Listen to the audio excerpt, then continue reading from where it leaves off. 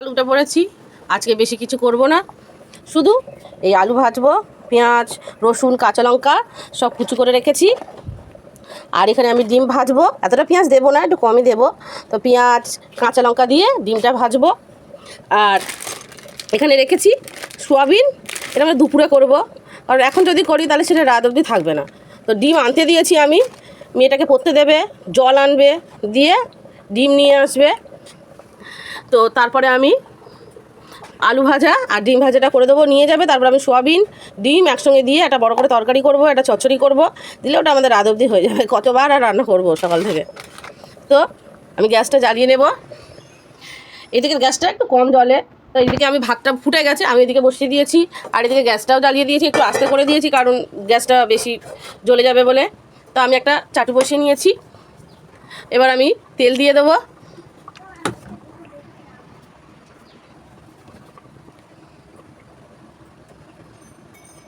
মাসি খেতে রাখলে খেয়ে নিবি। পেঁয়াজ, রসুন, কাঁচা লঙ্কা দিয়ে দেবো। দিলেই আমার হাতে লাগেই লাগে, এক হাতে ধরি আর এক হাতে করি।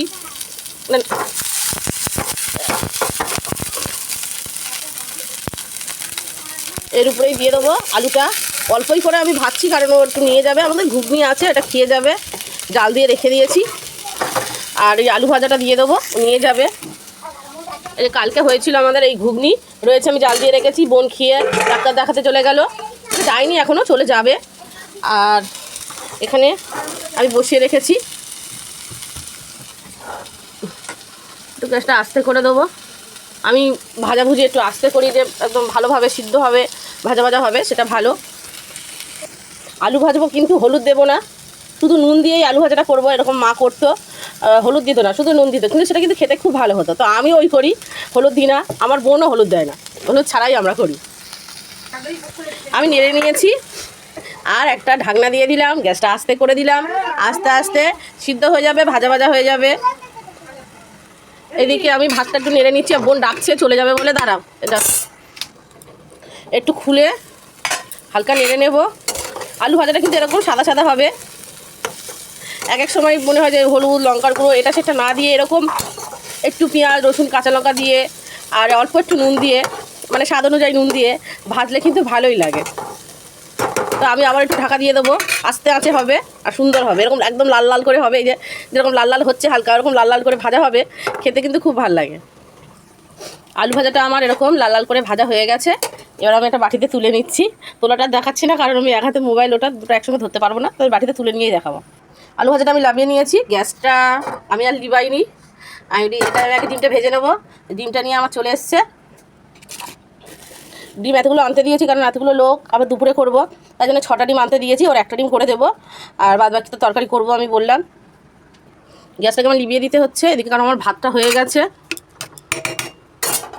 আমি গ্যাসটা লিবিয়ে দেবো, ঢাকনাটা দিয়ে দেবো, দিলে ভাতটা উবুর করে নিই। এদিকে ভাতটা উবুর করে নিয়েছি, ডিমটা বের করে নিয়েছি। এবার ফাটিয়ে নেবো। আমি পেঁয়াজ, কাঁচা লঙ্কা সব কুচিয়ে রেখেছি।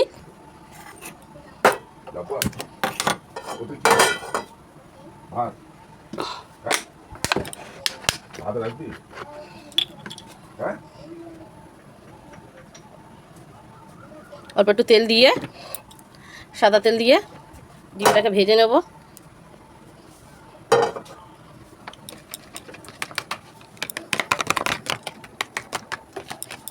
আগে ঘুরিয়ে নিয়েছিলাম, তো একটু ঘুরিয়ে নিলাম।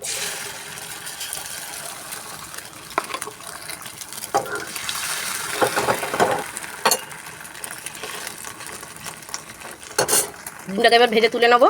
ডিমটা ভাজা হয়ে গেছে, তুলে নেবো এটা বাটিতে।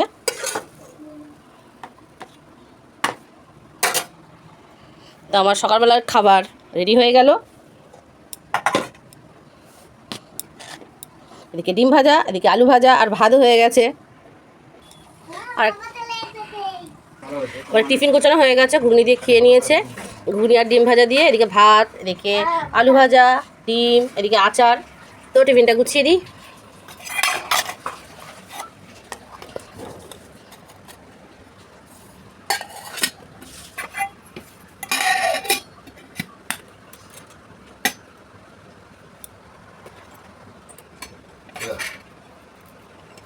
এক হাতে লাগছে না।